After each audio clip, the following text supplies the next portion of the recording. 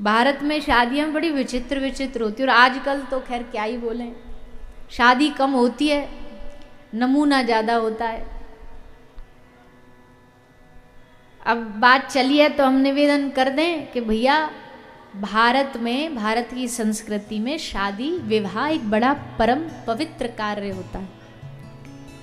पूर्ण पवित्रता से इसको निभाना चाहिए, इसको मजाक नहीं बनाइए, ये कोई आपके मजाक का विषय नहीं है। नशे में धुत पड़े हैं, होश नहीं है कुछ, और तो और छोरा का बाप शराब पी करके डीजे पे नाचता, आज मेरी यार की शादी है, होश ही नहीं है, पता ही नहीं क्या क्या कह रहा, क्या बोल रहा है, क्या हो रहा है, ऐसी हालत खराब है। बताओ, भारतीय शादियों में नशा परोसा जा रहा है, इससे बड़ा दुख क्या होगा।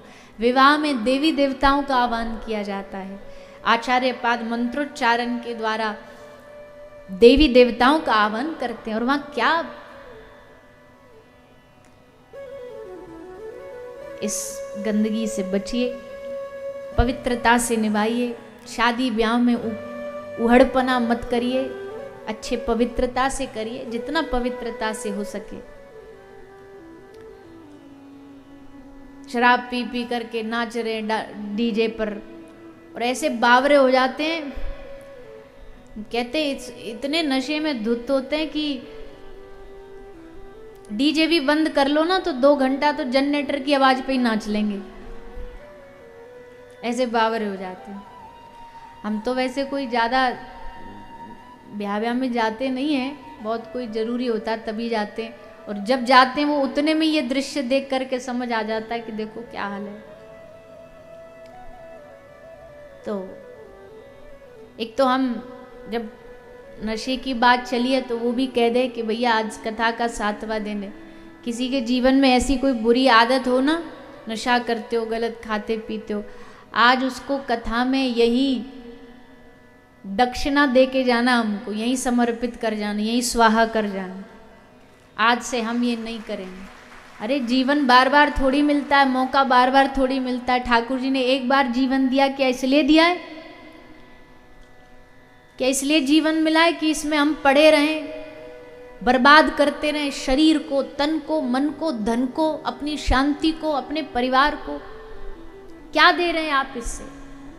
अपने घर को क्या दे रहे हैं, परिवार को, समाज को क्या दे रहे हैं? अशांति के अलावा, दुख के अलावा। अपने शरीर को क्या दे रहे हैं?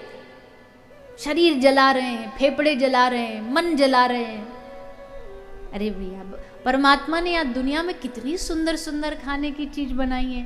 बढ़िया बढ़िया माल खाओ, रसगुल्ला खाओ, रबड़ी खाओ, जलेबी खाओ, कौन ने रोका है? पर भैया ये गलत आदत। बस इतना सोचें, आगे आने वाली पीढ़ी आपको देख रही है, आपके बालक आपको देख रहे हैं, क्या सीखेंगे, क्या बोलेंगे? हम ऋषियों की संतान हैं, हम ऋषि पुत्र हैं, और ऋषियों की संतान होकर के अगर हम इस नशे में डूब जाएंगे तो जीवन नष्ट हो जाएगा। इसलिए कोई भी नशा, बड़े अद्भुत अद्भुत अलग अलग विचित्र विचित्र नशे, किसी को शराब का नशा है, किसी को तंबाकू का है, किसी को बीड़ी का है, इन सब नशों से दूर रहें। और अगर इन सब को छोड़ना है तो एक काम करो, इनसे भी बड़ा नशा जो है ना, भगवान की भक्ति का नशा, वो पकड़ लो, ये अपने आप छूट जाएगा। बड़ा नशा पकड़ो, छोटा छूट जाएगा, छोड़ना नहीं पड़ेगा। भक्ति करो, भक्ति का नशा करो, ठाकुर जी सब छुड़ा देंगे। इससे बचिए, इससे दूर रहिए, भगवान की भक्ति से जुड़िए, क्योंकि जो चीज आपको आपकी पहचान भुला दे, वो बताइए कैसे हमारे लिए अच्छी हो सकती है। नशे में आदमी अपना अस्तित्व भूल जाए, नाम भी पूछे तो नाम न बता सके, पागल हो जाता है, उसे होश ही नहीं है। कई तो पी पी करके नालियों में पड़े और खुश होके कहते, वारे भारत की सरकार गंगा जी को हमारी शहर में ले आई, उसी में गंगा जी मान के पड़े हुए। ऐसी हालत है। फिर मदिरा पी के नशे में पागल हो जाते, नारियों पर हाथ उठाते, पत्नी को मारेंगे, बच्चों को मारेंगे, महाभारत होती है, पड़ोसी देखते हैं खड़े होकर के,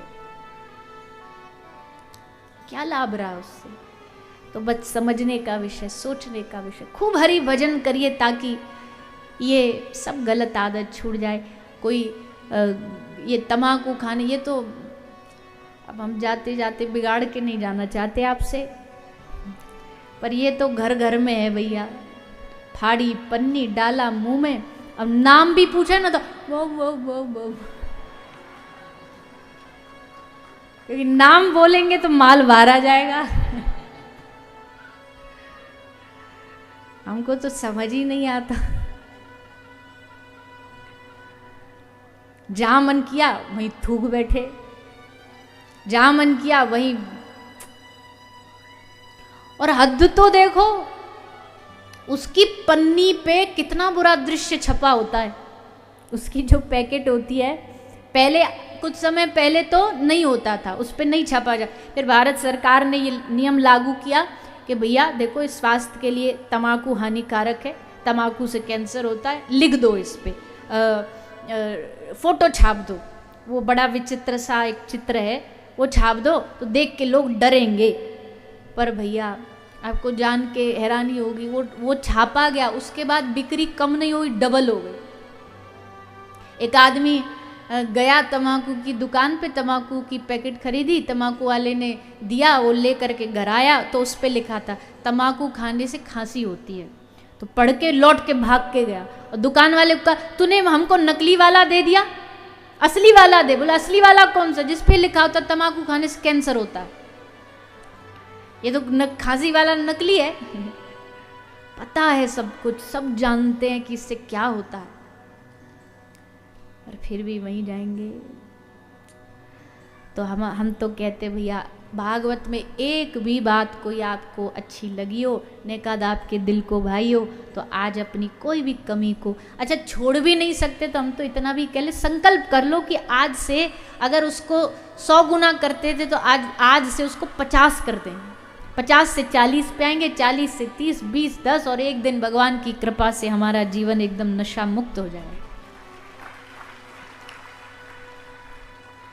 सही बात कह रहे हैं हम नहीं कह रहे? पहले ये बताओ, गलत तो नहीं बोल रहे? मैयाओं को ज्यादा हाथ उठ रहे हैं क्योंकि बेचारी भुगत भोगी है, दिन रात कहती हैं, सुनते नहीं है। तो संकल्प करके जाइए, प्रार्थना करके जाइए भागवत जी से, हमारा जीवन पवित्र बने, हमारा आहार शुद्ध हो, हमारा जीवन शुद्ध हो। शुद्ध आहार करने वाले का हृदय शुद्ध होता है, और शुद्ध हृदय के वाले के हृदय में ही ठाकुर जी आते हैं।